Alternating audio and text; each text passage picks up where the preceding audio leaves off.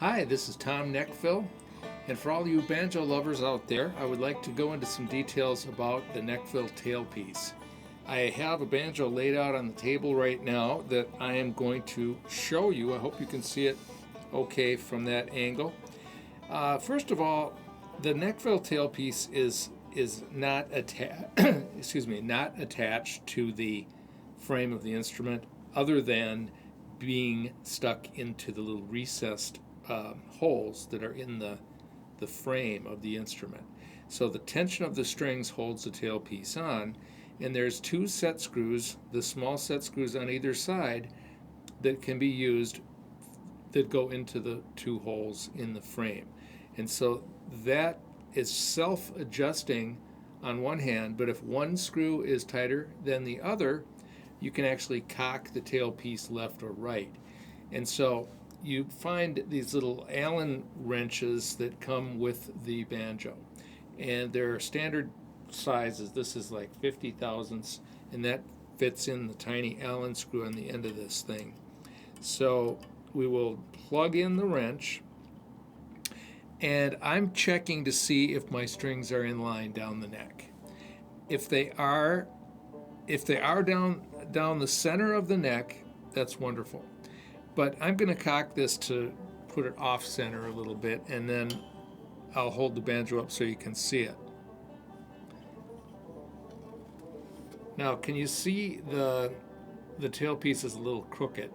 So what I'm going to do is I'm just going to tighten this up, and you can see that the tailpiece is moving this way. Now, some people like to have their strings situated a little closer to the fifth string side because they use a lot of the thumb fretting techniques. And so having the string a little bit closer, it's all personal preferences. So then I could tighten this a little bit more. Of course, I'm changing my tuning now when I tighten this tailpiece by screwing on this. So let me just start with one. I'll get that back in the middle, and that looks perfect to me. And then I'll tune it up.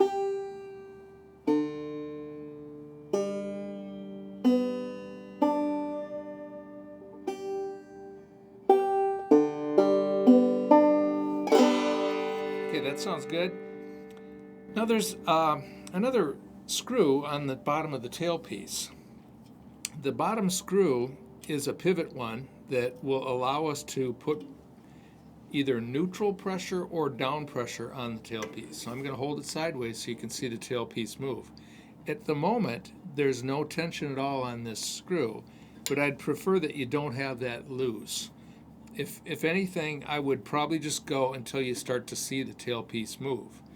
Now you can watch, it's starting to tighten up and it's starting to move. Another good way to check and see if the tailpiece is moving is to just hold on to it. And then as soon as the pressure starts, you can feel it in your fingers being pushed by the bridge coming down, the tailpiece coming down. So the additional tension on this screw will put more down pressure on your bridge, and it has an effect on the sound similar to tightening the head. You get a brighter sort of a staccato attack. So let's get the sound differences between the tailpiece at neutral and down all the way, and we'll even try going in all the way and out all the way just to see if you can notice any difference in sound. So starting with the banjo in its neutral position without any down pressure.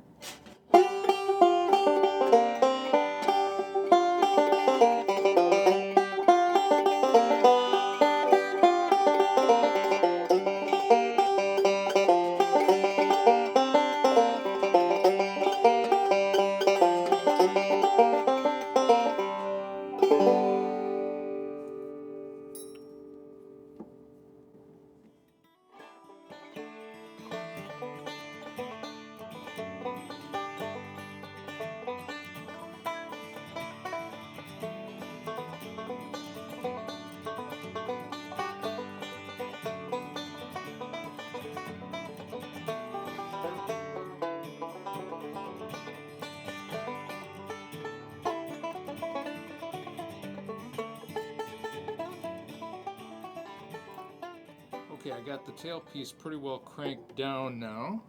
See if you can notice any difference.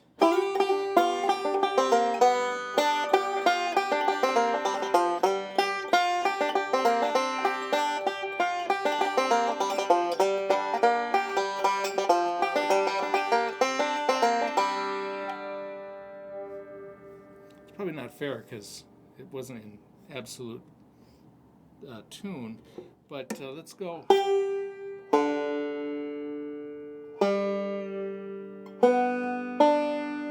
Now, the other thing that this does is it actually lowers your action a little bit. And I noticed that my fifth string started to rattle a little bit just because I'm on that verge of being a little bit low on that string. So you can hear it, just a little sizzle. So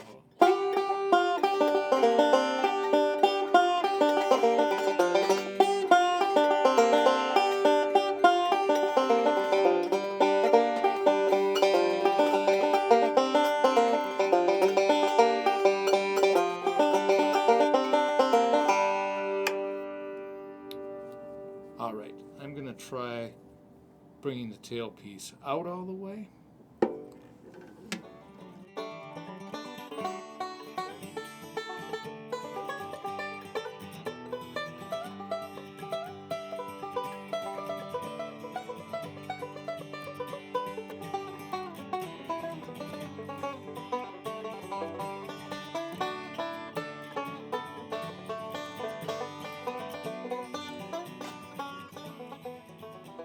Okay, so I think I've got it tuned up again with the tailpiece in its outer position.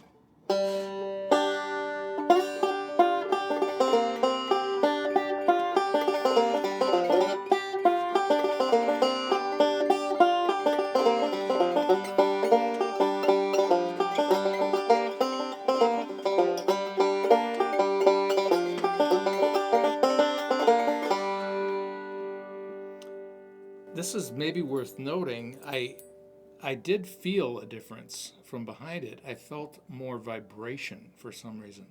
Maybe because the tailpiece back a little further had some effect on allowing the head to move a little bit more. One thing I didn't remember to do was to tighten up this bottom screw. So just a quick,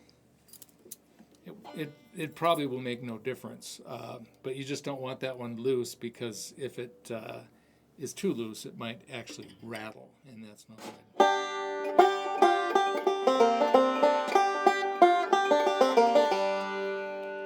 All right, now for the opposite effect, I'm going to move this tailpiece as far in as possible, so bear with me.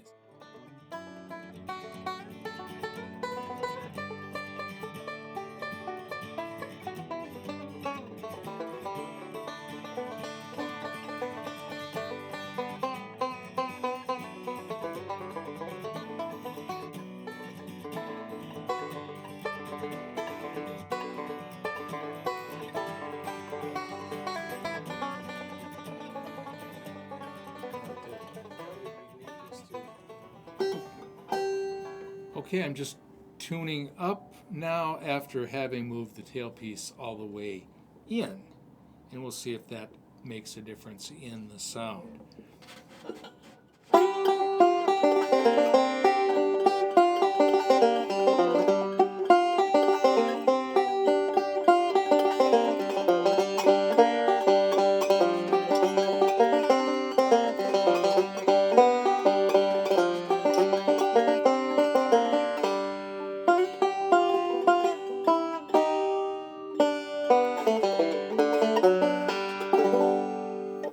This is a great sounding banjo in any case, but it sounds good both ways. But it's another example of the adjustable features you find on Nechvilles that not everyone knows about. And the Nechville parts are usually just more user-friendly. So it gives you something new to play with, and we hope you enjoy this video, and stay tuned for many more to come.